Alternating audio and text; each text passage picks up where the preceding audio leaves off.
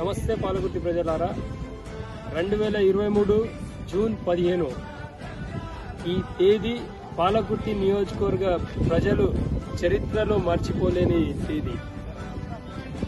ఎందుకంటే పాలకుర్తికి పట్టిన శని గతంలో, పాలకుర్తికి పట్టిన దరిద్రం, పాలకుర్తికి చీడపీడ లెక్క తయారైనటువంటి ఎర్రబల్లి దయాకర్ రావు మీద పోటీ చేయడం కోసం అమెరికా నుండి ఝాన్సీ రాజేందర్ రెడ్డి గారి రూపంలో వచ్చినటువంటి ఏదైతే తేదీ ఉందో జూన్ 15, 2023 నేటికి 2 సంవత్సరాలు పూర్తయిన సందర్భంగా గత పాలకుని ప్రారంధులి అభివృద్ధి పదంలో నడిపిస్తున్నటువంటి ఝాన్సమ్మ గారికి, అలాగే పౌరసత్వాన్ని ఆపి వారసత్వాన్ని తీసుకొచ్చి ఎమ్మెల్యేగా గెలిపించినటువంటి ఝాన్సమ్మ గారికి ఈ పాలకుర్తి నియోజకవర్గాన్ని అభివృద్ధి చేయడంలో అన్ని నియోజకవర్గాల కంటే అగ్రభాగాన నిలబెడుతున్నటువంటి ఇద్దరికి పేరు పేరున పాలకుర్తి ప్రజల పక్షాన హృదయపూర్వకంగా ధన్యవాదాలు తెలియజేస్తా ఉన్నాం.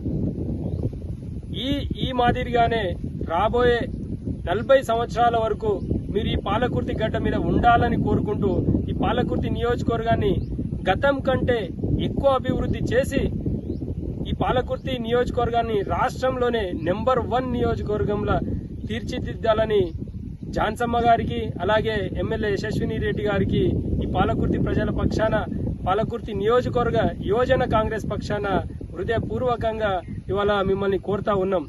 ఇప్పటికే మీరు ఎన్నో అభివృద్ధి పథకాలు తీసుకొస్తా ఉన్నారు. ఇప్పటికే మీరు ఎన్నో అభివృద్ధి పనులు ఈ పాలకుర్తి ప్రజలకు, ఈ పాలకుర్తి నియోజకవర్గాన్ని అభివృద్ధి చేస్తా ఉన్నారు. కాబట్టి రాబోయే రోజుల్లో కూడా మరిన్ని అభివృద్ధి పనులతోటి ఈ పాలకుర్తిని అగ్రభాగాన నిలబెట్టాలని చెప్పి కోరుతా ఉన్నా.